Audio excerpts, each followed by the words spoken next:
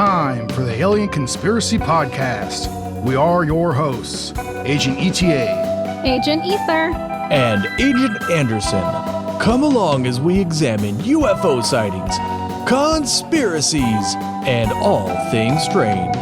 You can follow the show on Twitter at AlienConPod. We also have an email address, alienconpod@protonmail.com. We would love to hear from you. And don't forget to check us out on Discord, Facebook, and Reddit. Links in the description. This week's episode, from the files of Project Bluebook, Part 3. You make it sound like it's a continuation, but it's really not. It's a separate episode. It holds up on its own. Yeah, it's just sort of a series of episodes where we dig through the files of Project Bluebook and grab whatever looks interesting to us at the time. This time around, Yep. I did a search. I never did a search before. Usually I just go to like a date or a time, like a year or whatever. This time I was looking for UFO reports from Santa Rosa, California, where I live. And it turns out I found one. Wow. Oh, Two? nice. One or two. I don't know, whichever. But yeah, so that's how I did it this time around. Last time around, I wanted to find stuff in 1966 that was somewhat similar to the swamp gas sightings. But how did you guys organize yourselves this time? I kind of just randomly scrolled through some of the listings of different events and just picked two. I happened to pick two in 1948 just because I thought both of them were kind of cool stories. I just, ended up doing two from 1948. Okay. And Agent Ether, what was your plan of attack? Well, my birthday's coming up. I'm getting older. And so I just searched for birthday and picked the file that came up under that search. Okay, nice. Can't wait. Oh. Can't wait to hear it. But yeah, I only did one in Santa Rosa, but I did go down the rabbit hole and find some other really cool stuff. That always happens. Yeah, always happens. I kid you not, if I had nothing else to do, I could just read through these files all day. And this is just Bluebook, by the way. There's a ton of other files. If you go to like Isaac Coy's website, or you go to the Black Vault, or where, a couple of different places where there's repositories, there's just no end to it. You can look through files all day long about reports, and you can look through newspaper articles and just stuff that nobody's ever heard of. Quite a few of them are actually pretty interesting. But all right, well, before we get into the files, I would just like to apologize for this week's episode being a little bit late. See, what happened was we went on vacation to the mountains to Truckee to go skiing during spring break because we're weird and that's what we do. You got abducted. I wish. No, so I remember to bring my computer. I brought my files. I brought my audio interface. I brought my headphones. But I forgot the power cable for the laptop. And at first I was like, all right, well, I'll give it a try. Maybe there'll be enough battery power to get through some of these edits. But some of the software I use is pretty processor intensive or whatever. So before I even got through processing the noise removal and that kind of stuff, before I even got halfway through that, my battery was already like 2/3 of the way gone. So I was like, this just isn't going to happen. So I just, saved the project and decided to shut her down and have another beer and just sort of relax and enjoy my vacation instead of working. But anyways, long story short, I guess that's why the episode was out late this week. I'll have you guys know that I did plan on working during vacation to get it out by Thursday, but unfortunately I'm stupid and I forgot to bring the power cable. It was a fun vacation though. Unfortunately, no UFOs. Shit like that always happens though. Yeah, I always forget something. But we were staying next to a lake. I was hoping we'd see one of them lake UFOs, but unfortunately not. I looked too, guys. I looked out the window, glanced out the window at least 5 or 6 times, and I didn't see any UFOs. Are you talking about like one of those submersible ones, like comes out of the lake or goes into it? Yeah, or sometimes they just hover above the lake and kind of suck out some water or something. They do all kinds of stuff in your water. There's many, many accounts. But yeah, usually it's the ones where they go into or out of the water. Maybe they got a secret base under there. Maybe it's like a Bigfoot. Who knows? It could be anything. I like to think like that they have a base down there, And they're doing like all sorts of crazy experiments. And that's where they take the people that they abduct, you know? Yeah, that'd be awesome. You think you're getting taken out into space or something, but you're actually getting taken into a lake, you know? Or an ocean or whatever, you know? Could be, yeah. All right, I got several files here, so I'll jump right into it. Maybe I'll do my small files. I got 3 small files, and then I got 1 big file. So I'll do the 3 small ones, then I'll hand it over to you guys, and then I'll get back to the big file, because then that way if episode's going too long, then I can just cut that one a little short, because there's a lot to talk about on that one, but I can maybe skip over some stuff. All right, so this is a report from Santa Rosa, California. But if you look at the description card, it's kind of weird because it says that it's from Central California. I don't think there's a Santa Rosa in Central California, but, you know, whatever. So this one happened on the 4th of August, 1952. An unidentified object was first observed visually at 13:15 Pacific Daylight Time. That's 1:15 in the afternoon. On the 4th of August, 1952. It was sighted again at 1400 Pacific Daylight Time, and a third time at 15:15. So that's 1:15, 2 o'clock, and 3:15. So it's spaced apart there pretty evenly by, 45 minutes or an hour and a half or whatever it is. It was observed approximately for 5 minutes each time. It was described as a round disc resembling a ball, silver in color, and it had an estimated speed from 50 to 70 miles per hour. No audible sounds were reported. At first, it was an irregular course, later straightening out in a northerly direction. The object was estimated at an altitude of 15,000 feet. The observers, redacted, Santa Rosa, California, telephoned, redacted, and Mrs. Redacted, Santa Rosa, California, were located at GOC Post in Santa Rosa, California. And I'm not really sure what a GOC post is. I tried Googling it and I couldn't really, guard on command or whatever. It came up with some stuff that didn't really make sense. But if somebody knows what GOC post is, maybe let us know. But I'm assuming it's some sort of like watch post where people will watch, I guess. I don't know. The object appeared to be 4 miles northwest of the GOC post. The weather was very clear with winds southwest to northeast at 15 miles per hour. Meteorological activity, physical evidence of the sighting, identification, action taken, and aircraft in the area were reported as negative. What does this say? No information is available to determine the identity of the object sighted. Concurs with that of the preparing officer. Okay, so that's just the comments. Yeah, so this was the report. The card says that it was probably a weather balloon, but maybe it was, maybe it wasn't. But what they're describing, I guess, could be a weather balloon, but it also maybe wasn't. I mean, weather balloons kind of, would it go away and come back and then go away and come back again? It definitely could, depending on which way the wind was blowing. But I don't know. Wait, did it say what direction the wind was blowing here? Let's see what direction it was traveling. I mean, yeah, in a northerly direction. And they said that the wind was southwest to northeast. So I suppose that could match. But it says the wind was 15 miles per hour, not 50 to 70. But again, if it was up there at 15,000 feet, you're talking about like a different band of wind. I'm not sure exactly what you call it, but there'd be like different jet streams at different altitudes. And I'm pretty sure they can even go in different directions. This isn't necessarily that interesting of a sighting as far as sightings go, because, it very well could be a weather balloon, but it was in Santa Rosa, damn it. And I wanted to do one from Santa Rosa. even so, it is interesting, even if it's not necessarily that interesting. All right, I got another one that I noticed from Healdsburg, California, which is just north of here. Well, not just north, but maybe, I don't know, half an hour drive, give or take. It's where there's a bunch of wineries up there. If you want to go wine tasting, you go to Healdsburg, California. Some good stuff. All right, anyways, this one was on the 14th of March, 1958. And it was a ground visual.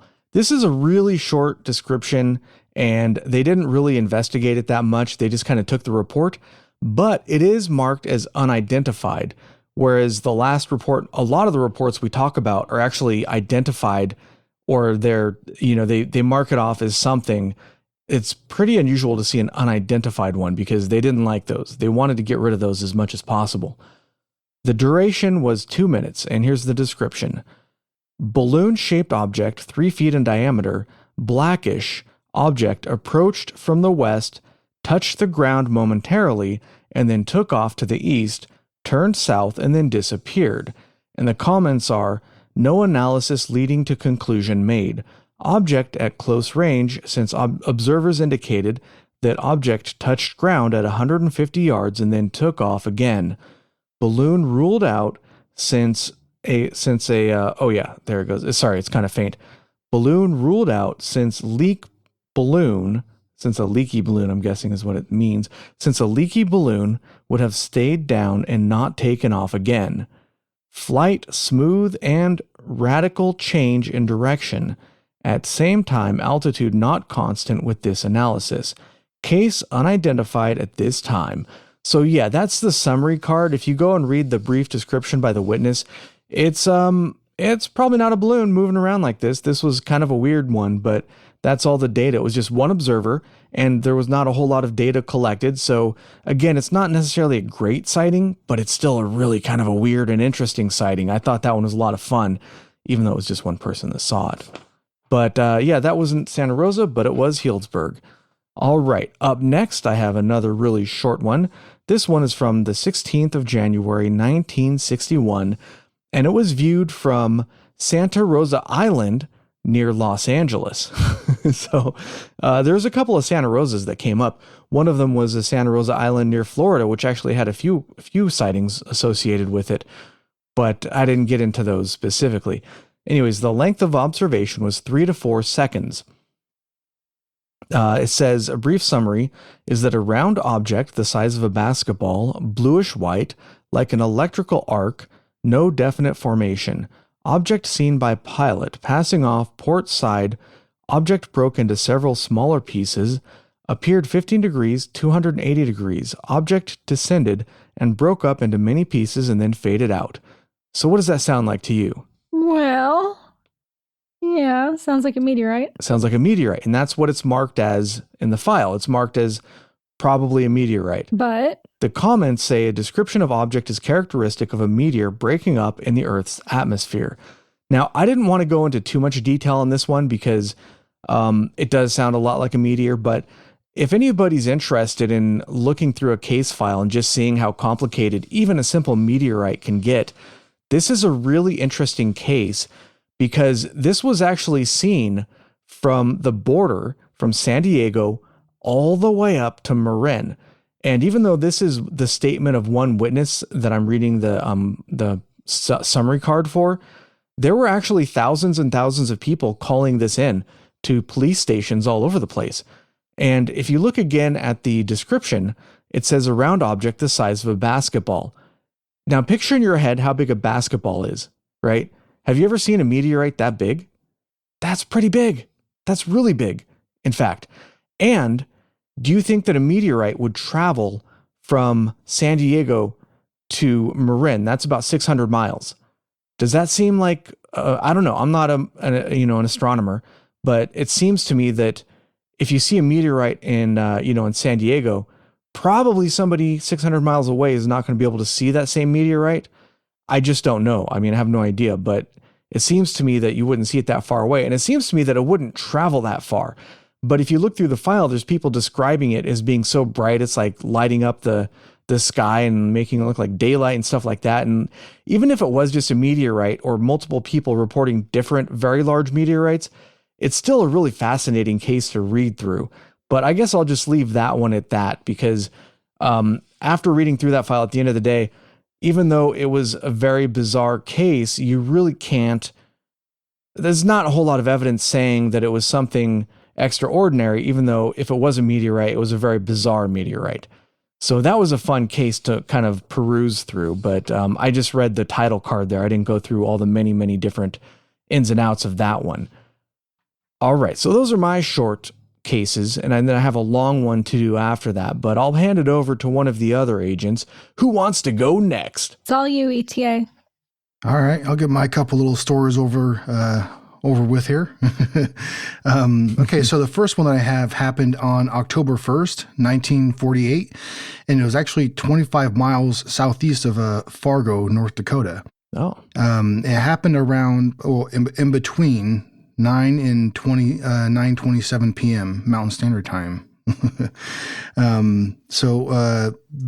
Probably the best person to quote as far as like a witness to this site would be, or the sighting would be an Air National Guard pilot, and his name was Lieutenant George F. Gorman. And there was 4 other people that also saw this also, including tower controllers and stuff like that. So at any rate, what they saw was a small, like from their position, a 6 to 8 inch round white ball of light. And they said that it was flat, like a disc.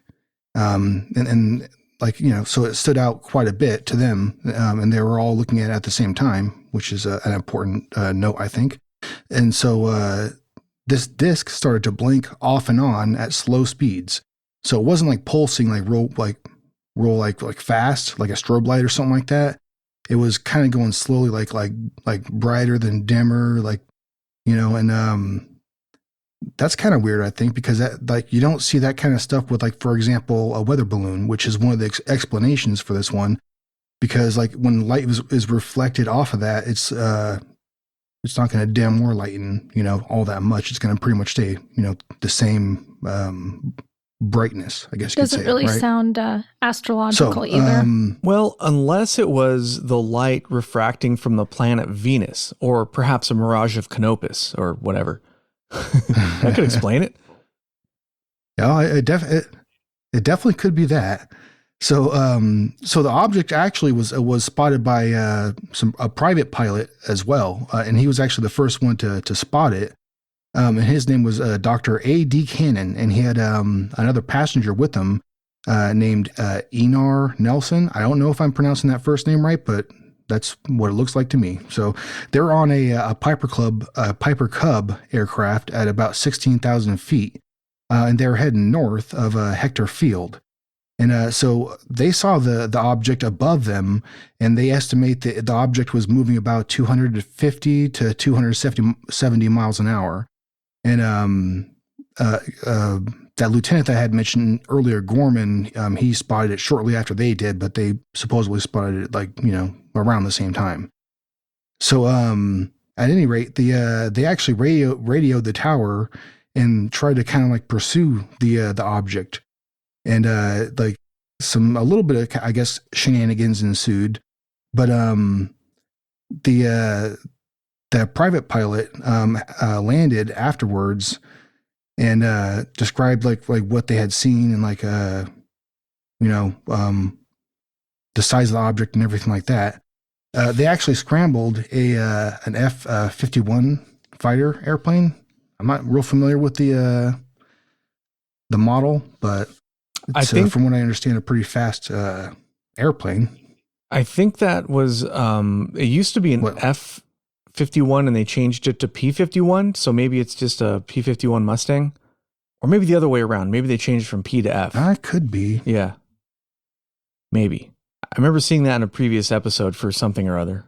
Yeah, it sounded familiar. I didn't look it up this time, but a lot of those planes back from those days are pretty damn cool looking. They're pretty badass, I think, but they're not super fast like a jet airplane that we have nowadays, obviously, So at any rate, Gorman had sent out that airplane to go pursue this object, and the closest that they say they got was about 500 feet, which actually is kind of surprising to me.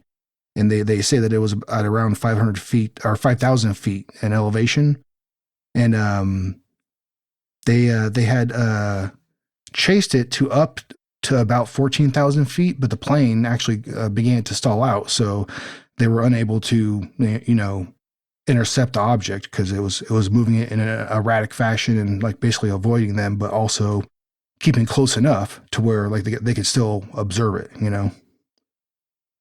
So, anyways, they describe its maneuvers as evasive and aggressive, which I think is pretty, it's a pretty damn specific explanation. I mean, description of what the object was doing.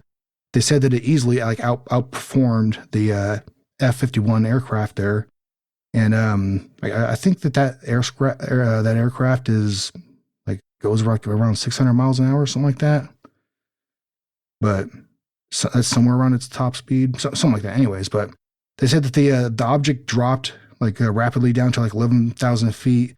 They attempted to dive down on it, and the object pulled back up very fast, rose vertically until it disappeared about I think you said at their 1 o'clock position or something like that. But I don't know. It's kind of one of those interesting stories where they go to intercept the object, and then it does, because as a pilot, I would think you're going out to if they're telling you all right, there's something out there that we need to go intercept, need to try to find out what it is. We don't know what it is. You might be thinking UFO or something like that, and then when you start chasing the damn thing, it actually is acting intelligently. You know what I mean? And that's kind of one of the things that I would be freaked out if I was a pilot chasing something that obviously does not look like another plane, I'd be kind of freaked out by that a little bit. But yeah, that's one of the reasons why I find that story a little. That's one of the famous cases in ufology called the Gorman Dogfight. And if that's what it is, which I'm pretty sure that's what it sounds like, the official explanation of that is, can you guess? Birds. Venus? No, weather balloon. They were having a dogfight with a weather balloon. That's the official explanation of that one. There's a lot of names being thrown around there. I'm surprised they're not all redacted. Everybody's names are being included in the report. Oh yeah, that happens sometimes. In my report, I found a spot where they redacted the names of a professor, and then on the very same page lower down, the name is unredacted. Somebody wasn't being careful. Yeah. Well, I'm guessing I've seen that many times in the files, and I'm guessing that when they released the files, they had all these hundreds of thousands of pages, and they gave them a very small budget. So, okay, we need these out next month. Go ahead and go through them. So they just had some secretaries with, a black marker going through it and say, cross out all the names, Cross out this, cross out that, leave everything else. They got 5 seconds per page. So just, all right, ready, go. Of course they're going to miss stuff. Get it. That's my theory on it anyways. But yeah, that's a good one though. We could actually do an entire episode on that topic, and I'm sure we will at some point because it's one of the famous ones. Oh, yeah. There's a lot you can dig into for that case. Mm-hmm. I agree. Yeah. So my second one actually happened, the same month. It happened October 30th, 1948. And that was the sighting in Grays Harbor, Washington. And that happened around between 4:20 and 4:30 p.m. Pacific Standard Time, obviously. It's on the coast. So this encounter dealt basically with Lieutenant Robert L. Kunzman. I'm thinking that's how you pronounce his last name. It's Kunzman. Assuming it's Kunz. Does it sound like Kunzman to you guys? Kunzman? Sounds right. Yeah. Sounds about right. Sure. Kunzman. Yeah, whatever. Anyways. Oh, sure. So he was flying an F-82 fighter. he was flying an F-82 fighter plane, and he was heading north at 8,000 feet, going about 240 miles an hour. And what he describes as having seen was a grouping of objects. And I think it's actually kind of like one of the, I guess it's, in my opinion, as far as pilots describing, especially pilots in the Air Force or what have you, describing stuff that they have seen, I think it's kind of one of the more unique descriptions. So anyways, he described seeing a single compact group of yellow objects heading about northwest at a 10 o'clock position. And he said they suddenly, I guess they were in a grouping, kind of grouped around each other, like a cluster, I guess you could say. And then they suddenly burst into a line formation. And to him, that he describes it, them appearing to be white egg-shaped objects. And they actually crossed over in front of his aircraft at some point. It wasn't like super close, but he got close enough to see the outline of the objects. And so at any rate, they were heading at that point when they crossed in front of his aircraft. They were heading west to east, and they were still in a line formation about the same, altitude, 8,000 feet. And he said at first, he thought that, I must be seeing things. He actually said that he thought, maybe am I seeing seagulls? Because you know how like birds will fly in formation and stuff, not necessarily a straight line, but hey, they could be a straight line. A lot of times you see that V formation, right? When birds are migrating, at least. But so at any rate, the objects maintained the same altitude and horizontal flight pattern. And then all of a sudden, the flight, the objects, they doubled back, heading a different direction, north, and they actually paralleled. He ended up paralleling his F-82 fighter plane there, and he observed them for a period of time. It doesn't say exactly how long, but they were going at high speed, and he says that they started turning translucent.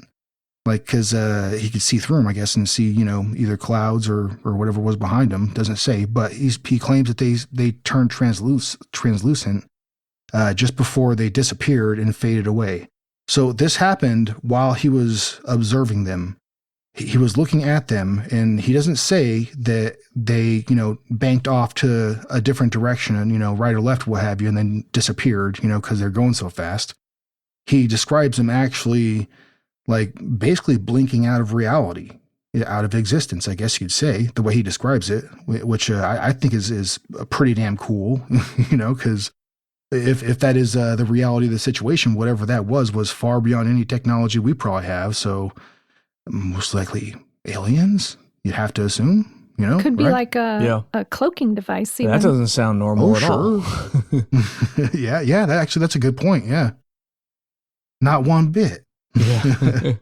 So yeah, I mean that's pretty much the gist of the story, But I thought that one was interesting just because the description of the group of objects, and he also got close enough to see their outline and see kind of what they looked like. Didn't have any like super in-depth details, I guess you could say, but this is another one obviously that you could do a definite episode on for sure. There's a lot more details to be had, but I thought just the encounter itself was one of the unique ones. It's one of the ones that kind of stood out to me. You know what I mean? Yeah, that sounds really weird. Yeah, that's a good one. I like that. So that's my 2 cents right there. My 2 stories. All right. How about you, Agent Ether? What do you got for us? All right. I got my first case, which is actually a series of reports, all on the same date, around the same time. And it starts off, it's like a folder of documents. There's 40 pages. And the first page in the, Fold 3 Project Bluebook resource is a letter, and it's signed by Hector Quintanilla. And it's a request for a witness to return the Form 117, which is that Air Force questionnaire that they use when somebody witnesses a UFO. And I like how it starts out because it's very formal. It says, "Your name has been given to the Aerial Phenomena Office," quote, Project Bluebook, unquote, "as being a witness to an unidentified flying object." And it's funny because it's just so formal. It's so formal. And also, it's signed by the head himself. And I'm wondering, it's probably like a minion working under him, but still, that's like the head honcho at that time. So anyways, the first witness filled out a report form, and it's dated on August 3rd, 1968. It was an overcast night in Jeffersonville, Indiana, when someone spotted a brightly lit object below the clouds moving behind trees in his line of sight in a residential area. The total time of observation was about 20 minutes, and it started at 9 at night. The object was white. It was tinted blue and stationary. Then it would suddenly descend. It fell apart and it broke into several pieces before falling towards the earth and turning red. The witness was described as a former army photographer in the Korean War, and he stated that after the object broke apart, he saw a plane circling around the area as if, in his words, it was hunting for something. The object itself was described as very bright, about the same luminosity and shape of a satellite, but he emphasizes it was stationary and not moving. So we have a credible witness, someone with some experience in photography, and there's a plane in the area. Maybe coincidence, maybe not. And much of the report is illegible, but there's some additional information. The witness states there was actually a group of people, including a pilot from World War II, although that witness had no action or pilot hours. At one point in the report, the question is asked, is there any other information that's not asked that you think is important? And the witness describes another event the next evening, and it's very similar to the first. The object moved across the sky this time before breaking up, but the color, size, shape, and intensity were the same as reported the night before. The witness ends his statement with, and I quote, "We all believe in the possibility of flying saucers." So there's a group of people. It's not clear who they are or how they're related. And like I said, much of the report is illegible, but still interesting. Then the next few pages are an additional report. The same day, around 10 in the evening, there's another witness. The sighting lasted a total of 4 minutes. The witness was a tactical reconnaissance pilot who flew 71 missions in Germany and France, and also his neighbor and wife. Now, this report is written differently than the other report, so it's much easier to read. The object was described as being ball-shaped, and it was also compared to an electric light bulb. That kind of tickled my fancy, not just a light bulb, but an electric light bulb. Could have been a gas light bulb. Could it be? The color was described as closer to reddish than white, and it had clear edges. And the witness said he searched all around for some kind of protrusion, but there wasn't any. The object would grow small as it moved away, but not dimmer, and it didn't change its form until it suddenly disintegrated. That doesn't sound normal either. The witness relates a conversation he had with his neighbor during the event, and he said to his neighbor, "Oh, it looks like that airplane has its landing lights on." And he and the neighbor listened for engines overhead, but they didn't hear anything. So it's passing overhead. It turns gently to the right 4 or 5 degrees. It straightens out again and flies for 2 more minutes. And then it disintegrates into 5 or 6 pieces, and they fall behind a nearby house so they can't see them. This former pilot says the cloud cover was about 95%. He judged that the clouds were 10 to 12,000 feet, and the object appeared to be moving just under the clouds. And then there's one other sighting included in the folder. It's the same city, and the sighting lasted about 7 minutes, but the report really isn't thorough. A lot of the information in the form is not filled out, or it's missing, or it's not clear. Like the box is checked for, this was a clear night, but then the witness also describes the moon as going in and out behind the clouds. The witness said he was in his backyard with his wife when he saw something in the sky. He describes the object as bright and luminescent, completely unlike a landing light that just seemed to disintegrate after 5 or 6 minutes before falling to the earth. So we have several sightings, a lot of them by credible witnesses, and the conclusion given was that it was a hot air balloon, not a weather balloon, but a hot air balloon, specifically a garment bag. So I guess in the 1960s, it was very popular to take dry cleaning bags. And one example would be this H-frame design. So you would glue sticks together by dripping them in wax or tying them together into an H shape. And the top of the garment or dry cleaning bag was taped up where the hanger would stick out. 5 or 6 pencil-sized holes were punched for ventilation because without the holes, the bag would sway from side to side and probably crash. And then as a heat source, there'd be like a little platform, and they'd stick 24 birthday candles on the platform to provide heat for the hot air balloon and give it lift. And that would heat up to like 140 degrees Fahrenheit. And then the balloon could ascend 1,000 to 1,500 feet, depending on the temperature and if it was a clear, calm night, and it would be visible for miles. There's a letter from Quintanilla to one witness, the name's redacted, and it says that they received multiple reports that night, and they feel it's consistent with the plastic garment hot air balloon.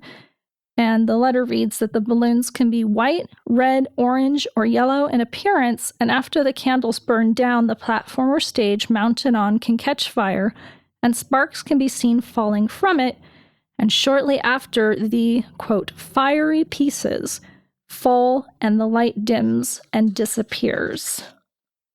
So in this case, I don't know, it sounds like it could be a hot air balloon. At the same time, the pilot said he felt that it was at a height of about 10,000 feet, and the hot air balloons only went to maybe 1,500 feet. Also, I'm thinking if this plastic bag catches on fire, it's basically going to melt and then fall down. And I don't know, and the candles would probably go out. I can't really see it breaking into 5 or 6 pieces that are going to be visible for a minute and then falling towards the earth. So I'm not sure on this one, but there's a lot of similar files, Bluebook files, and they have the same conclusion. There's multiple witnesses in North Highlands, California in August 1967, Malden, Massachusetts in April 1968. There were similar sightings in Illinois, Missouri, Connecticut. So all over the United States, all on different dates with the same conclusion. Okay. So, not sure what to think. That's definitely a weird one. Yeah, I didn't even know about these garment bags. I had to look it up. I'm like, what is a garment bag? I guess it's just a dry cleaning bag. Well, it definitely doesn't sound like it'd have enough juice to get up to 10,000 feet. Yeah, that seemed kind of high to me, but then he said it was below the clouds, and it's hard to judge, how high up it is compared to the clouds. So. Yeah. And especially if the ground is not at sea level, but if the ground is starting a lot higher than that, right. Then, 1,000 feet off the ground could be 2,000 feet above sea level, Right. That's exactly true. Yeah. So hard to say. In this case, I'm kind of leaning towards the hot air balloon. Yeah. But still, there were a lot of sightings, so I thought it was kind of interesting. It's still interesting. And even if it was, a usual object seen under unusual circumstances, it still makes for an interesting case. It doesn't necessarily have to be aliens for it to be interesting, in my opinion. No, I think it's an interdimensional gray, most likely. The lizard people. All right, I have a second case here. And this was just the next case. So I was reading through the case with the birthday candles and the hot air balloon. And the next case that came up, I just started reading it, and it was in Hazelnut, Illinois. It wasn't in the typical Air Force form. It was a typed report, and there's a reason for that. There was an investigation by William Powers at the request of Lieutenant Marley that concluded on April 9th, 1968. Mr. and Mrs. Marlowe, this was a married couple, refused to communicate by letter or phone and insisted on a personal visit to relate their experiences with the unnatural. Unnaturable. Unnaturable. Unnaturable. So they had considerable amount of handwritten papers, and it detailed several sightings.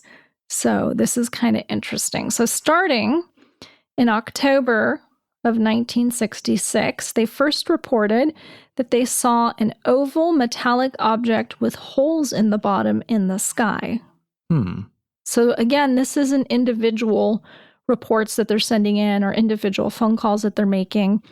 They had kind of like a binder of information. They insisted on a one-on-one meeting, and somebody comes out to investigate. And so he's writing a report, and this is the first case they give him, is this sighting in October. So then from November to December, the mother and daughter, it's a family, I guess, too. It's Mr. and Mrs. Marlowe and their daughter. They obtained a Ouija board. 5 days later, they started to hear a beeping sound. In January, the Ouija board told them to look out the window. They saw a bright red object flying low, then 2 brilliant flashing bright lights departing to the east. The witnesses claimed that they didn't take the board seriously, but then go on to say that the experience made them realize they were receiving communications from them. Interesting. So it doesn't just contact ghosts. Aliens too. Aliens and their ghosts. Ouija board?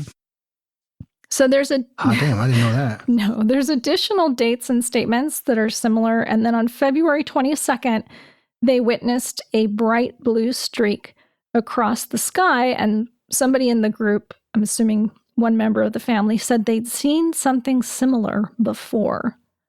March 2nd, the witnesses described white lights stopping and then moving in the opposite direction. Now, mind you, they lived quite close to an airport. The witness called the local, I don't know what this is, NIKE. Do you know what this is? They called the local NIKE. Yeah, they make shoes. Yeah, well, besides the shoe company. No, I have no idea. I don't know either. I Googled it, but I didn't find anything. She said that she needed, quote, someone to testify to my sanity, which by now is beginning to dwindle, unquote. The conversations with the Ouija board would continue, and the reports go on to say that the witness is attempting to remain level-headed while talking to him, I'm assuming, but the emotional strain was obvious. Let's see. There's also... Was the strain caused by something she witnessed or maybe substances that she was ingesting? As she's talking to him, she's becoming more and more emotional is what I think it means. So they had an additional sighting they're describing to the investigator on March 3rd. He says he thinks it sounds like the garment bag, which I was just discussing. March 6th concludes the interview and the end of the documents. They observed a white star-like object for 45 minutes, and this was the day that Mr. Marlowe would contact Major Quintanilla and Mrs. Marlowe would be called back by the investigator. So the investigator goes out. This is William Powers, and he sits with the couple in their home. He spends time with the family. There's 5 people total, during which multiple UFOs were observed by the investigator in the presence of the family. And he says the ones that were not airplanes were planets or stars. Naturally. So he's there with the family, I imagine, and they'd be like, there's a UFO. He'd be like, that's actually a star. There's a UFO. What? That's actually a plane. Yeah, no, that's just the Big Dipper. What, that pulsating light that's rocketing back and forth across the sky? That's the Big Dipper. Now, the conclusion by the investigator was that the first object noted by the couple probably led to the further interest of the family in UFOs. And he said the first object was an unconventional sighting that was actually reported elsewhere from other witnesses. Huh. Now, I couldn't find any reports. I was really sad of these other witnesses. But I thought that was interesting. They might have had a legitimate experience, which kind of freaked them out and led to them kind of paying more attention to the skies and looking for UFOs. So the conclusion of the report was that the observers had been watching UFOs for months and months. Various descriptions were provided, and the investigator felt that the sightings were either aerial or astronomical. The witnesses claimed they were being watched over the last 3 years by, quote, beings who had talked to them through the Ouija board. Well, you don't know how they're talking to people. Maybe they are talking to them through the Ouija board. I'm not providing judgment. I'm just reading the report. It sounds reasonable to me. Yeah. Why not? So that's that. That's a good, I like that. That's a fun case right there. Okay. Hey, not as good as seeing a UFO inside the TV, but hey, it's still pretty good, you know? Yeah. I No, liked it because it was a whole family, and they're just confused by like landing patterns at the airport. Yeah. That's actually how I found my next case. I'm assuming you're all finished over there. Yes, I am. All right. King of the segues here. So that's actually how I found my case, was that it was one of the cases preceding a case that happened on Santa Rosa Island near Florida. And one thing that caught my attention from that case, by the way, was that it had a card saying that there's 2 photos enclosed, and yet no photos. That's really disappointing. Yeah. Also a little suspicious. Just a little bit, you know, where's the photos? Bluebook had them because they had a card for them, and then they're not in the files, unfortunately. But hey, it could be they just got misplaced as well. That is definitely a possibility. For example, in this file I'm about to read to you, there was one page from another case called the Maury Island incident, which Ruppelt talks about in his book. Just one page, just kind of stuck in the middle of the file.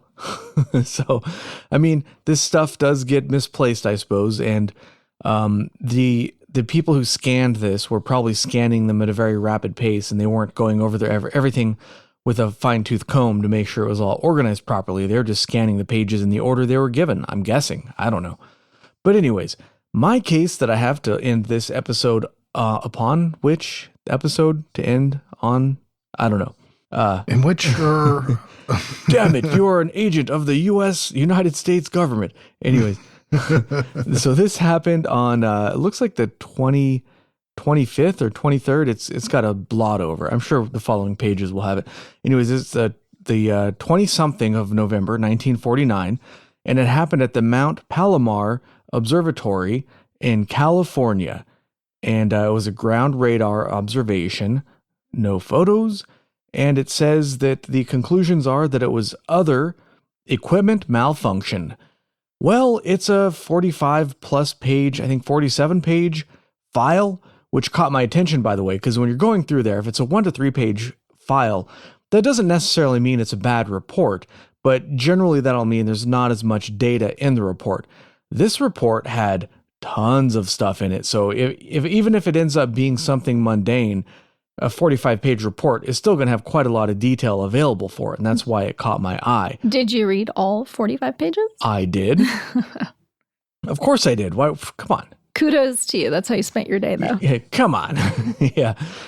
Some of the pages were repeats, not that many of them, so maybe it was only 40 pages. I don't know. Anyways, the brief summary says, flying discs first observed near the observatory at Mount Palomar, California.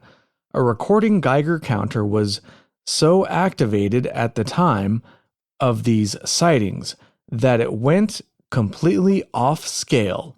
That's the brief summary of sighting, and, needless to say, that definitely caught my attention, as did the comments or the conclusion. Their evaluation definitely caught my attention as well.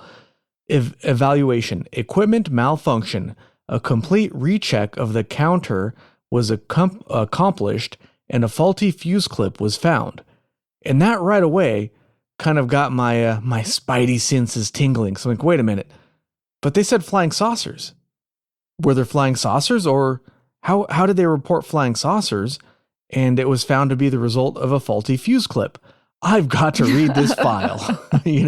Like at this point, I don't have a choice. I have to read this file to find out what in the heck they're talking about here, because those two things, the summary and the conclusion, almost seem like they're from two different cases, right?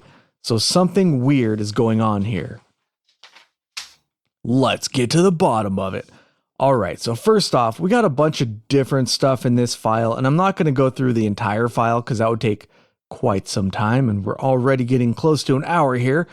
But let's start with a document from the Department of the Navy, Office of Naval Research, Pasadena Branch, and it has an address here, 1030 East Green Street, Pasadena 1, California. So if any of you live in Pasadena, and you want to go harass somebody who's probably, not the Navy anymore at that address, there you go. There's the address.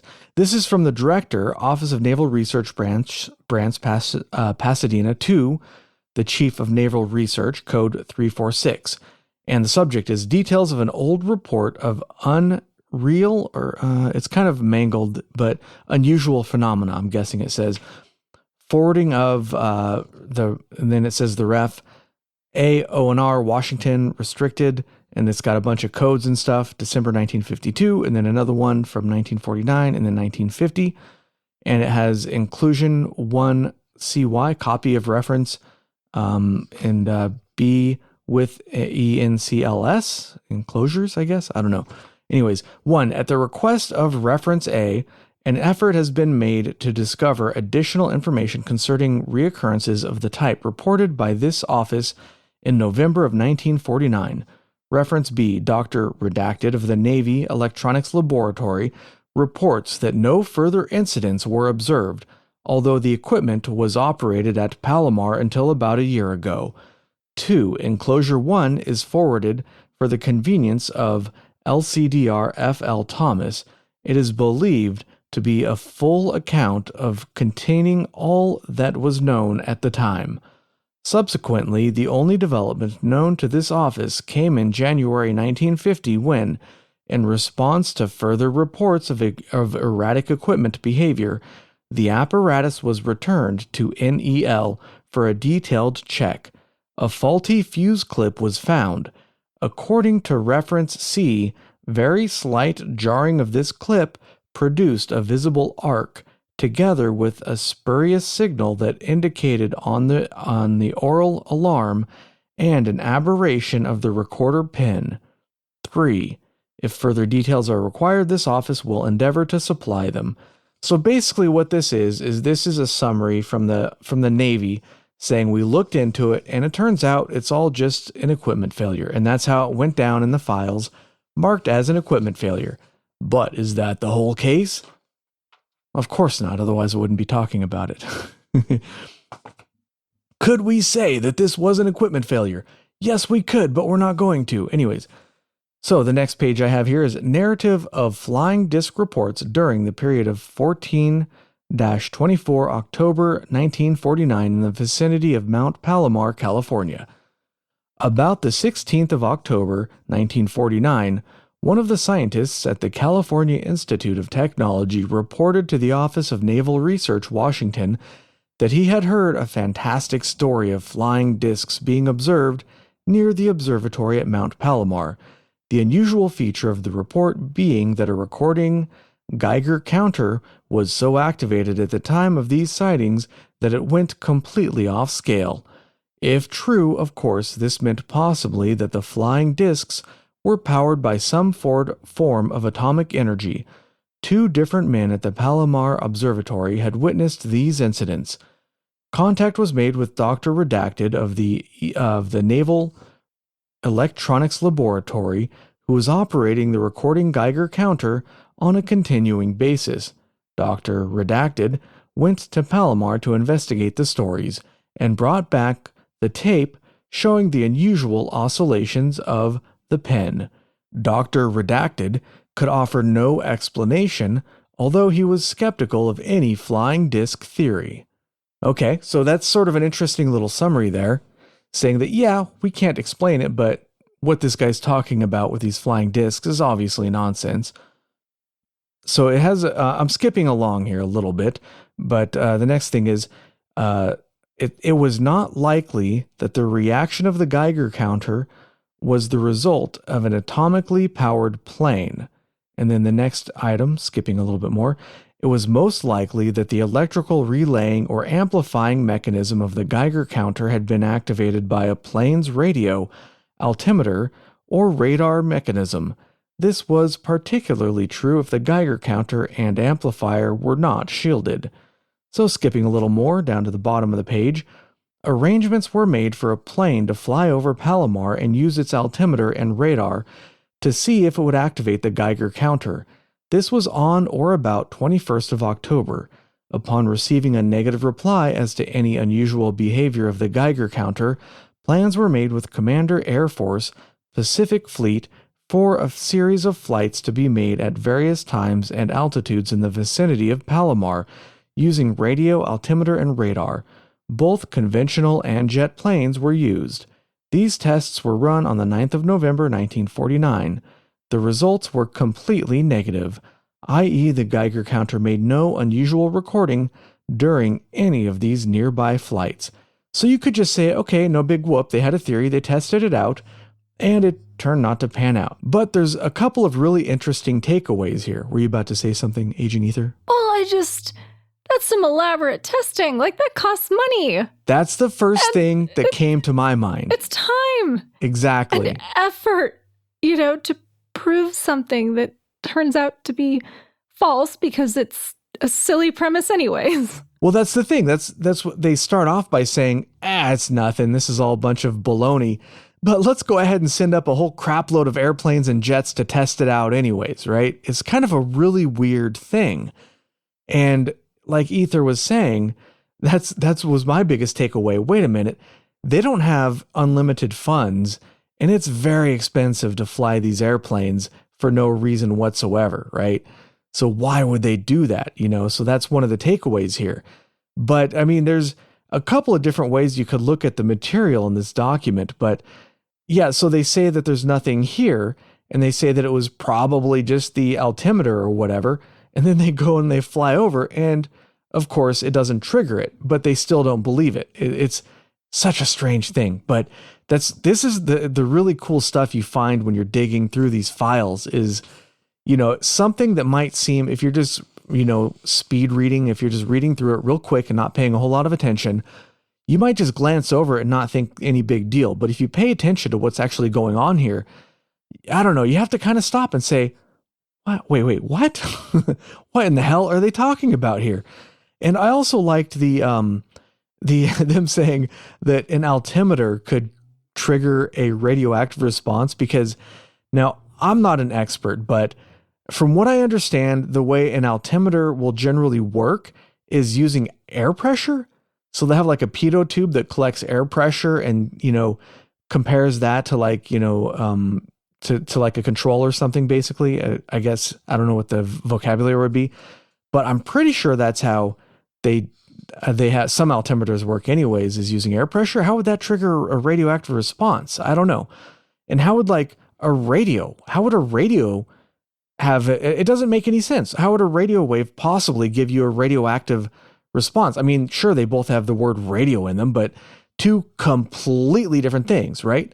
Even radar, they mentioned radar. Radar is not going to give you a radioactive reading, as far as I understand. What do you think about that, Agent Ether?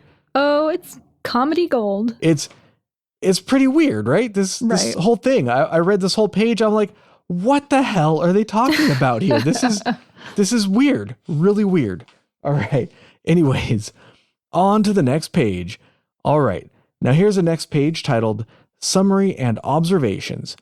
In the opinion of the personnel of ONR Pasadena, the objects cited were probably conventional aircraft which appeared to be abnormal in design due to lighting conditions. So you gotta love that explanation, right? Hey, it could be. That's absolutely possible. So give them a grain of salt, right? The tripping of the Geiger counter mechanism is unexplainable. Like, okay, good point. So skipping a little bit here, the attached graph,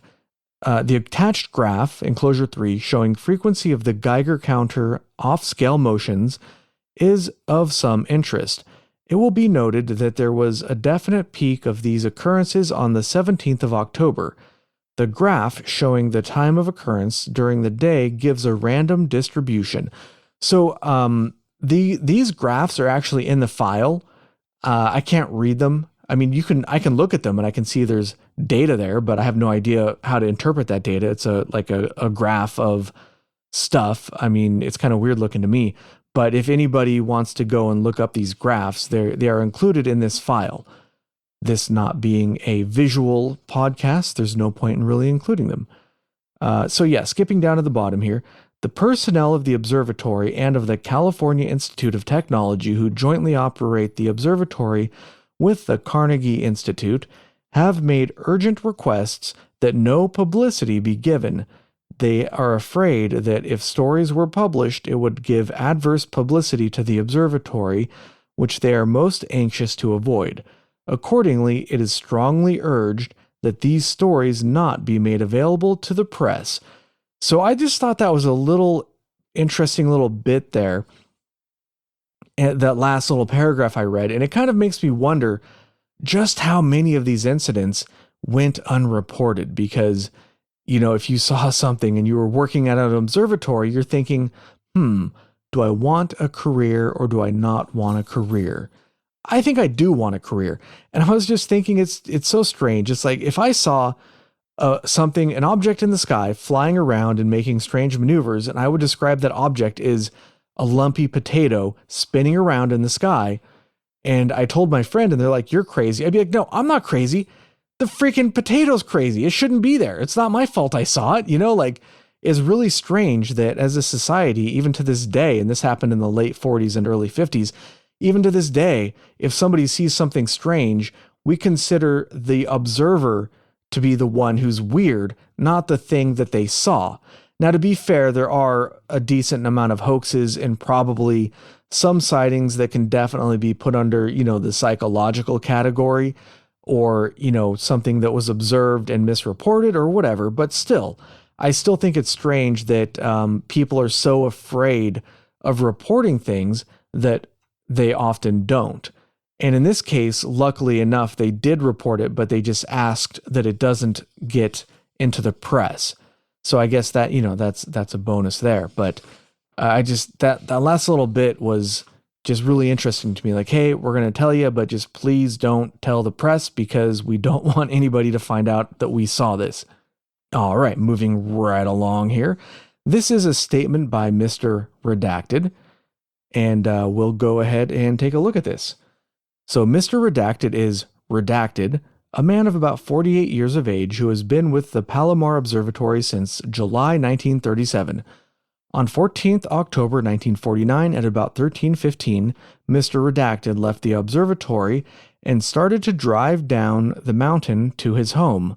The weather was good, clear overhead, some clouds about 45 degrees from the horizon and below. After going a short distance down the road, he observed some objects proceeding in a northwesterly direction, height about 5,000 feet above him, i.e. about 10,500 feet above sea level. Because of the unusual appearance of these objects and of the unusual sound, he stopped his car and got out to have a better look. He reported that he observed no wings or tail structure. The objects, numbering about 16 or 18, were flying in perfect formation, a V of V's, and moving very rapidly. The sound was similar to that of jets, but not quite the same. Mr. Marshall has had occasion to observe all types of aircraft frequently, and is cognizant of all unusual types. So there you go. That's what I was talking about. So this is probably Mr. Marshall is the name that's been redacted so far. This is Mr. Marshall's report. And they just forgot to cross out his name in that part of the paragraph. So there you go. If you want to go bother somebody who's probably, unfortunately, no longer with us, you maybe could bother his grandkids and harass them if you wanted to do some detective work. Anyways, in a matter of seconds, the planes disappeared to the northwest. He described them as being of silver-like color. No vapor trails were observed. Due to the high speed of motion, sound appeared to be about 35 to 40 degrees behind the line of sight.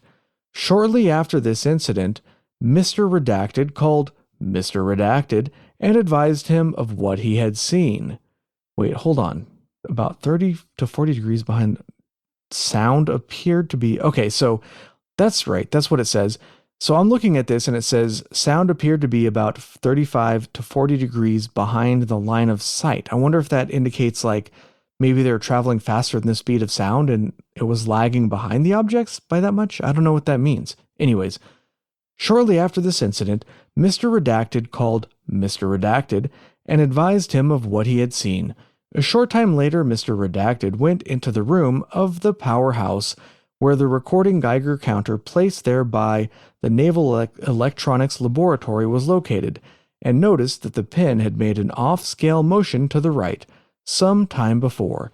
The time appeared to be approximately 13:15, i.e., the same time at which Mr. Redacted had observed an unusual object overhead.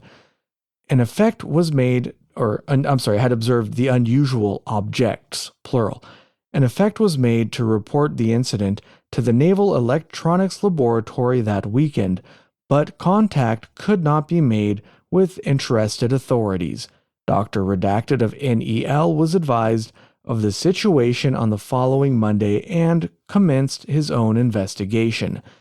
It should be noted here that this Geiger counter had never gone off scale before, except when it was usually operated during calibration tests. So, before I go on to the next statement by a different Mr. Redacted, does anybody notice maybe some sort of problem with the idea that it was equipment malfunction there? Hell if I know. Anybody? Hell if I know. No, so when they said it was when the equipment malfunctioned, when they were describing it, right, they said they sent it back for examination. Remember, they said that when the equipment was jostled, that it would make an arc and the needle would go off, right?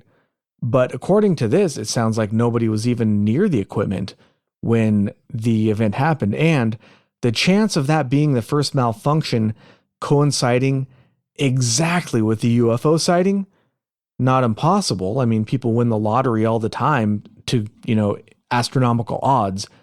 But that's like, come on, Very unlikely. Come on, that seems Very unlikely. Pretty unlikely that it would malfunction at that exact moment just to happen to coincide with those flying objects.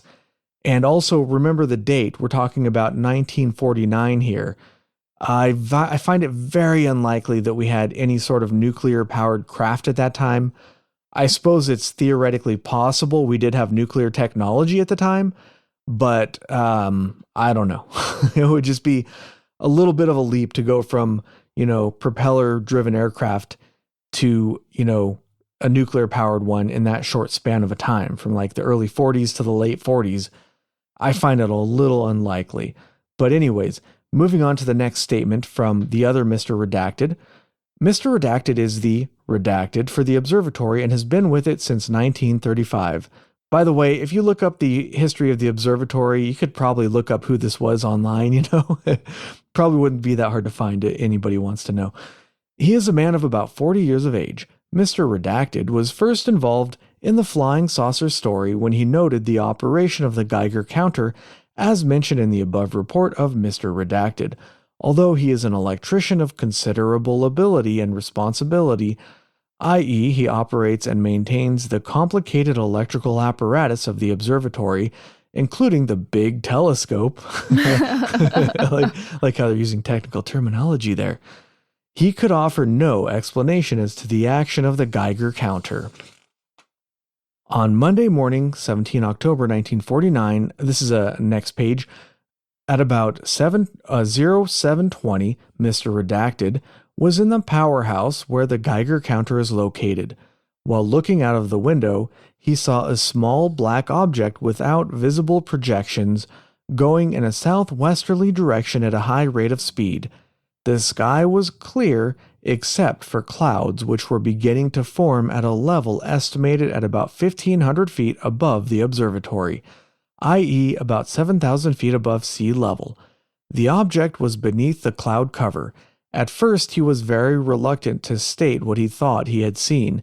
He said that at first he thought it might have been a bird. After making his observation, he turned to the Geiger counter and noted that it had just jumped off scale. The pin of the recorder returned to normal in a matter of seconds. Mr. Redacted also reported that he had observed about a week later, possibly the 21st, about 21 October 1949, a large object going in an easterly or southeasterly direction at a very high speed. It occurred about 1430. Although he could see the object clearly, there were no projections whatsoever. I don't know. It says whatever. I would say whatsoever in the way of wings or tail surfaces. He observed it for about 3 seconds before it disappeared. No vapor trail was left by the object. He described it as being elongated, but slightly curved like a banana. No aberration of the Geiger counter was noted during this incident. And here's a third statement by another Mr. Redacted. Mr. Redacted is the Redacted Valley Center, California. While the representatives of ONR Pasadena and the Naval Electronics Laboratory were proceeding to Mount Palomar to investigate the flying saucer story, they stopped at the cafe at the foot of the mountain, which is operated by Mr. Redacted. Quite by coincidence, Mr. Redacted told of a number of unusual observations made by him. Outside his cafe are two miniature observatories containing a 15-inch and 6-inch telescope. A number of different stories. Sorry, there's a typo there. A number of different stories were told by Mr. Redacted, among which the following are pertinent. He stated that recently he had seen on Friday, 21st of October at about 1430, a cigar-shaped object pointed at both ends without projections and was apparently well stabilized. The altitude, 7,500, was estimated for the object. The object was dark in color and appeared to be 500 feet or better in length. After standing still for an appreciable length of time, it headed upwards at a terrific rate of speed, leaving no vapor trail. This observation was made with the naked eye. It should be noted that this observation appeared to have been made about the same time that Mr. Redacted of the Palomar Observatory sighted a similar object. About 2 years ago, Mr. Redacted had observed an object through one of his telescopes. He stated that the object came in, was relatively still for a while, and then disappeared rapidly. The object appeared to be round and had around it a ring of some sort, such as the planet Saturn. When the object was first sighted, the outside ring seemed to rotate, and upon the object's getting away, the contour, maybe outer part, appeared to rotate in a direction opposite to that of the ring around it. Oh, maybe that's supposed to be center. It says, looks like CONTER, so yeah, probably center. The center part appeared to rotate. That's a interesting story to go along and augment the other ones, but on the other hand, it kind of sounds like a tall tale to me, but whatever. We'll take it as it is. Who cares? All right, now to finish up this guy's story, Mr. Redacted showed the visitors a newspaper clipping where he had addressed a local chamber of commerce at a luncheon meeting, narrating 1 or 2 stories of his unusual observations of flying saucers. When he asked the gentlemen present if any of them had ever observed similar objects, fully 25 or 30 of the members present acknowledged immediately that they had seen similar objects, but had been reluctant to report them for fear people would think they were off the beam. I don't know what off the beam means, but out of their gourd? I don't know. So that was by, a civilian witness or whatever on the ground level, but I still thought it was very interesting. And I wonder if it was a case of him embellishing what he saw, or maybe he really saw those things. I don't know, but that third witness, it does seem a little bit exaggerated to me. I don't know, but we don't know for sure, so I thought I would include it anyways. This next page I'll skip because it's sort of not quite as interesting, and we're starting to run a little bit long here, as I can tell since Agent Ether is leaning over to look at the clock. I leaned over once. But the reason I liked this is because it mentions a fella named Holloway and a fella named Liddell. And I was like, wait a minute here. Max Holloway? Is this a sighting by Max Holloway and Chuck Liddell? What in the hell? 2 of the coolest, most baddest ass champions in the history of mixed martial arts saw a UFO and they're mentioned in the same document? But anyways, we'll skip that one because it's not. It actually does have some interesting stuff, but maybe not as interesting as some other stuff that I'm going to get to right now. So we have another document that has the subject trip to Los Alamos on the 23rd of October 1952. Facts and discussion. 1.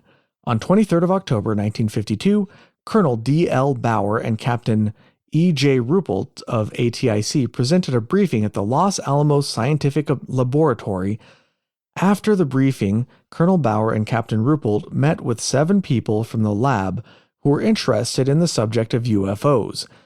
Previous to this meeting, several of the members of this group had met Captain Ruppelt and Major I.H. Herman at a meeting of the Civilian Saucer Investigation in Los Angeles. At that time, these people mentioned having some data on a correlation between the detection of some type of radiation and a visual sighting of UFOs. At the 23rd October 52 meeting at Los Alamos, more details on the above mentioned subject were obtained. The first incident occurred several years ago at the Mount Palomar Observatory in California. A series of Geiger counters had been set up to study cosmic ray activity. One person involved in the study happened to be outdoors when he saw a V of V's of shiny objects go over. He immediately went inside to the observatory and found that the counters had just pinned, i.e. gone up to a maximum reading. This naturally aroused the curiosity of the people on the project, and they agreed that if it ever happened again, they would look outside. Some time later it did happen, and they looked out and observed a dark object passing overhead. So this is an interesting document because it's talking about similar stuff that happened at other observatories, and it's also talking about it rather than from the present, but this is a couple years later looking back on the event. And it mentions that they're studying cosmic rays in Palomar. So I'm guessing that I think it might have said at some point, but I didn't take a notation of it. But I'm guessing that the Geiger counters are set up to be very, very sensitive if they're looking for cosmic rays. So we're not talking about looking for large amounts of radiation. We're probably talking about very minute amounts of radiation here is what they're actually looking for. All right, so number 4, the Navy. It was a new Navy cosmic ray contract, supposedly investigated, wrote a report and concluded that this was all due to a circuit failure. The people operating the equipment also checked and are claimed to have flatly denied this, saying that due to this circuitry, it would be impossible for similar failures to occur in all the circuits at the same time. So let's go ahead and reread that, or just maybe highlight that the people involved, the actual scientists running the equipment, said, no way was this an equipment malfunction or failure. That is absolutely impossible for this reading to be due to that. So I found that to be a highly interesting comment here in this letter. Number 5, shortly after this occurrence, one of the persons involved in the incidents at Palomar moved to Los Alamos. He continued to be interested and also interested some friends in setting up the same type of equipment on their own time. They did this, and they also detected unknown radiation. In 2 instances, they were also able to correlate these with newspaper reports of the sighting of a UFO. In these instances, the people could not get outside to observe and had to depend on newspaper reports of UFOs for correlations. Similar observations of radiation from an unknown source were made on, and then it has 4 dates here in October and the times of the observations. The equipment was kept in operation until December 1950 with no more pickups. At that time, the equipment was dismantled. Note, the above was checked in ATIC Bluebook files, but there was no record of any incidents on these dates. This does not mean very much, however, since it is known that a lot of the incident files were destroyed about this time. What? Wait, hold on there a second. Wait. Say what now? So this is something that, as far as I'm aware, I haven't seen any official thing saying that they destroyed a lot of the files. And yet here it is in the file that it's common knowledge that they destroyed a lot of incident reports around that time. It's possible that, for example, in Ruppelt's book, I read something about that and I just forgot about it or something, but that's still a really interesting comment in here, I think. And it just kind of, it's frustrating because it's like, well, what knowledge have we lost, or what data have we lost? And did they destroy the smoking gun? Is that lost forever, or at least temporarily until we get another smoking gun, or, whatever. I mean, we've gone over a couple things on this podcast that I would say is very close to a smoking gun, but not quite there. But still, it's still one of those comments that at first makes me go, wait, what? And then makes me go, damn it. It kind of at the same time. Anyways, skipping 7, moving to 8. It should be noted that all of the people involved in this were qualified scientists working at Los Alamos. They have checked every possible source of the radiation they can think of and cannot account for it. They have discussed this with many people, including well-known scientists visiting Los Alamos, and there is no ready explanation either for the source of the radiation detected or the correlation between visual sightings and the radiation. 9. Reports of these incidents were made to the security force at Los Alamos and supposedly were to be forwarded to the Air Force. As far as can be determined, they were never received at ATIC. And I just want to mention the first part I was reading, remember I said it was from the Navy? So that report was actually from the Navy, and it looks like this was an investigation done a couple of years after the fact, maybe in 1952, and they got that Navy document, but that was not something from the Air Force or Project Bluebook. Unfortunately, we don't have whatever they had was probably destroyed. We have what the Navy has, and the Navy says it was equipment malfunction. All right, point number 10.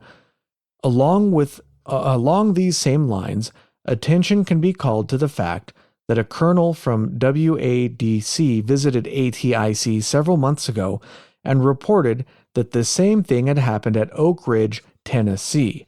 And I didn't even bother to look that one up because I'm like, there's no time we're going to have to, there's no way I'm going to have time to look into a third incident. But the point being that this was not an isolated incident, but we had similar things happening in a couple of different places.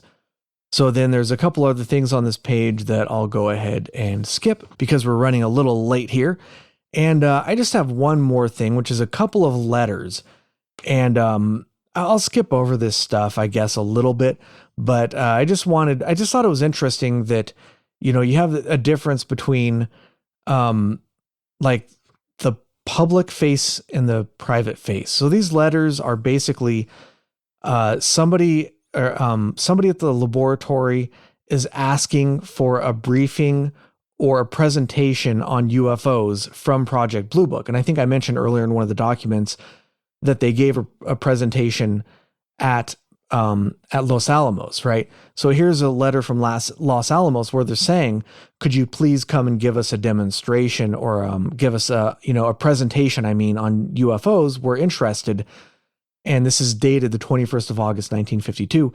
And yet there's that other part from the document that said, please do not let this go out into the public. So this shows that while they might have had a public face that said, we're not interested in this, the private scientists who were maybe contracted through the military, but probably weren't actual military people, they were definitely interested in the UFO phenomenon.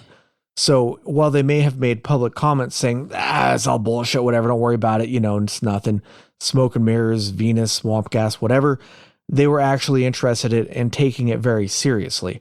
And although I won't spend the time to read these two letters, one to and one from the military, I would like to point out that it was addressed to a colonel. I'm going to ask you guys how you would pronounce this. Butman. Butman. If it was Butman, it would be spelled Butteman. I disagree. Like, oh, it's Buttman. As in it is Buttman. As in the Deschutes Brewery Black Butte Porter. It's not Black Butt Porter, it's Black Butte Porter. But this colonel is not Colonel Buteman. It's Colonel Buttman. Come on. Colonel Buttman, where's the extra T and the E? Anyways, I thought I did a double take on that one. I was like, wait, the legendary Buttman that I've heard about all these years, I finally found him. I thought that was... that's the... Yeah, go ahead, ETA. Oh, I was going to say that's the Mothman statue. Yeah, there you go. Yeah. We have found the Buttman. The top secret military Buttman was really the Mothman. All right. So I just thought these letters were interesting, and that's basically that in a nutshell.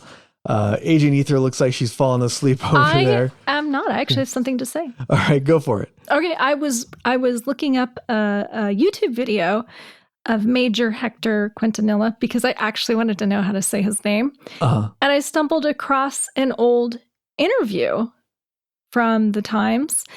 And towards the end of the video, the news reporter asks, has there been any UFO sightings at observatories? Because Major Quintanilla had said that astronomers would be the ideal witness for these sort of phenomena, and he would definitely trust their judgment the most.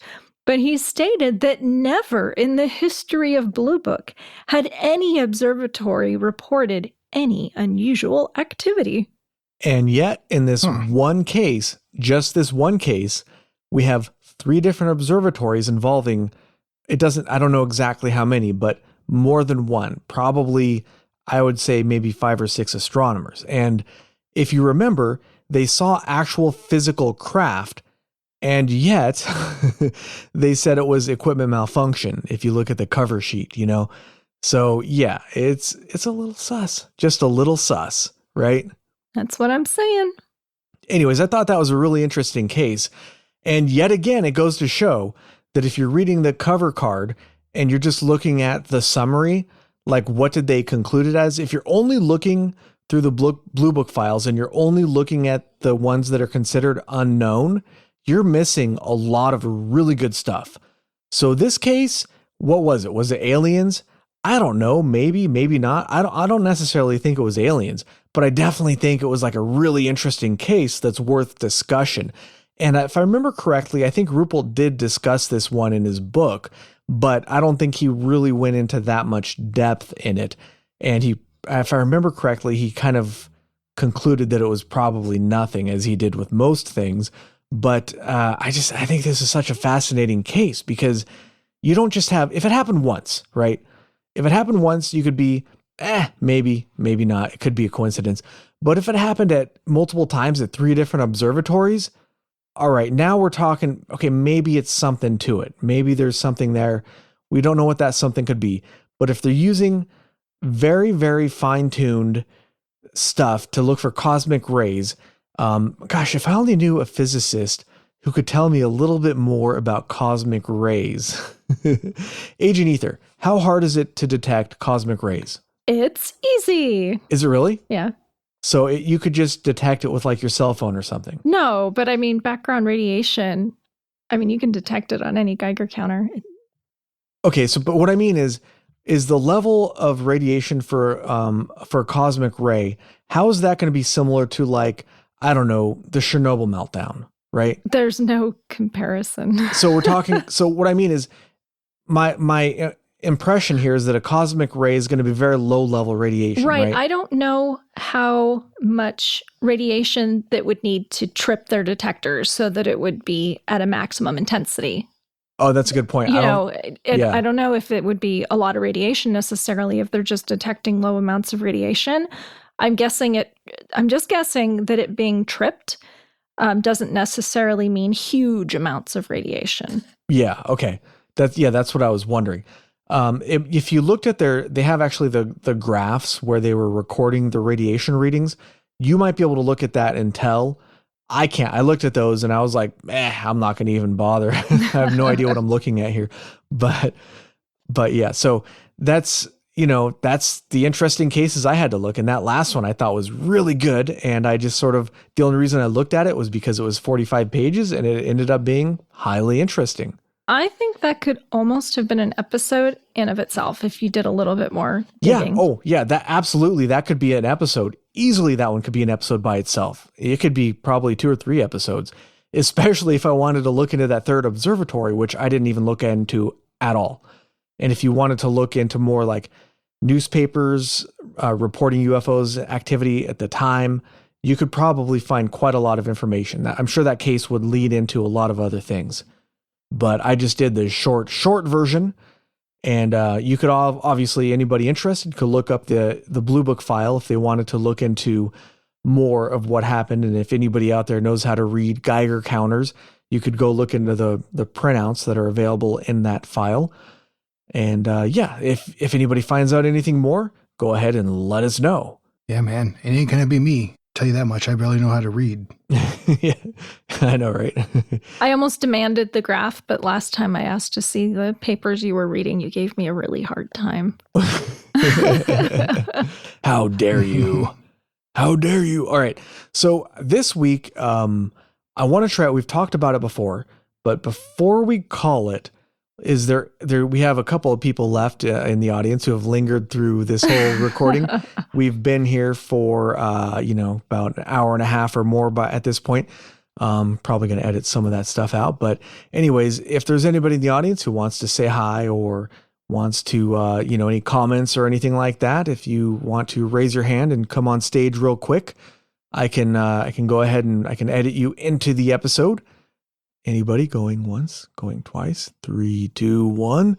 Okay, I guess nobody this week. We'll try again next week. See if anybody wants to hop on. People might not have a microphone handy or whatever, so we haven't really done this before, even though we've discussed it off the episode. But for future episodes, if anybody's interested, we're going to try to do this as sort of a new segment to end at the end of the episode to end things, to see if anybody wants to come on briefly and say hello, ask a question, or just whatever, tomfoolery and shenanigans you have on your mind at the time, then, I think it'd be interesting to say hello to our listeners, basically. So maybe not this week, but we'll try again next week, see if anybody's interested. All right. And I think that about wraps it up for this week's episode. Anybody else have anything, final thoughts or anything? Man, I ain't got shit. All right. There's a lot of good cases. Yeah. I like the Blue Book files. I love these ones, man. No, I could do I just this. felt like saying that. Yeah. You referencing Spaceballs there? I am. Yes. Love that movie. Yeah, I could. It wasn't the exact same line as when he said is we ain't got shit. Yeah. But it's similar enough though. I got it. Or we ain't found shit. Yeah. Something whatever. Like that. Yeah. They're combing the desert. Yeah. they got big giant combs because it's so stupid it shouldn't be funny, but it still is, God bless Mel Brooks. Yeah. Is he still around? As far as I know, I believe so. Right? I don't like. I think so. I don't like Googling these people anymore because sometimes you Google them and they're not around anymore, and you're like, oh, Yeah. But anyways, let's wrap it up for this week's episode. Thanks for listening. If you enjoyed this show, you could really help us out by giving us a good review wherever you listen to podcasts and suggesting the show to your friends. Keep it strange.